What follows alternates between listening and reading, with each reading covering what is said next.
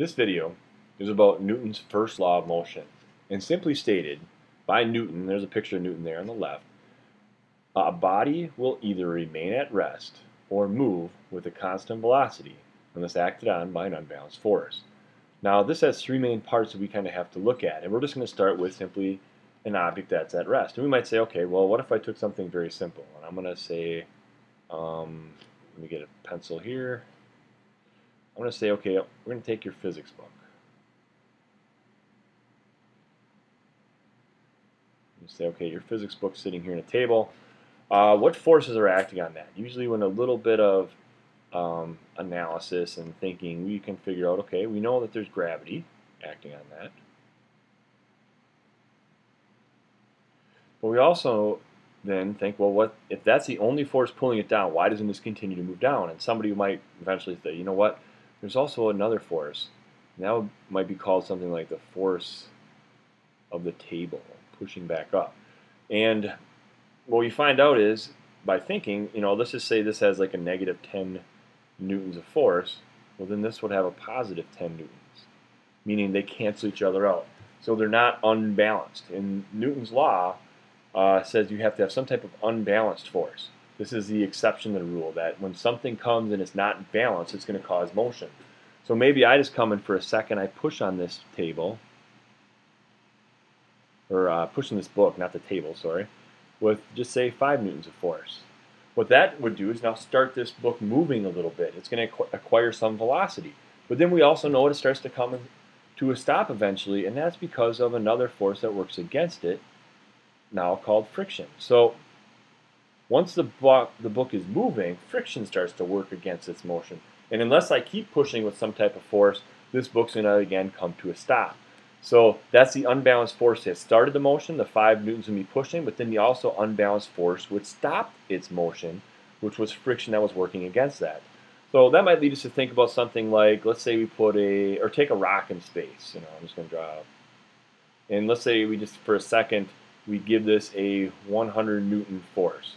And after that split second of giving that some force, that now has a velocity of, let's just say, 20 meters per second. And this rock should continue at this same 20 meters per second, because in space there's very little atmospheric friction and stuff like that there, if any. And this will continue to move at this speed until it runs into some other type of force that might slow it down. So maybe it enters the atmosphere of a planet like Jupiter. Let's just say this is a, we push this towards Jupiter and it's traveling for many, many, many years, and eventually it reaches Jupiter's atmosphere.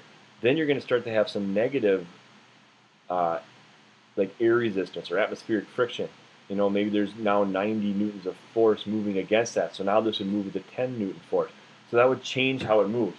But the bottom line is, this would keep moving at this speed until it runs into something else that changes this force up a little bit. If these two forces are equal, then it would continue to move. Actually, this force goes away. Once it's pushed, I screwed that up. Once that gets pushed, this 100 newtons is no longer there. Now it will move at this speed until the 90 newtons causes it to slow down. And that will happen pretty quickly. Okay? This leads us to an important concept that we call inertia.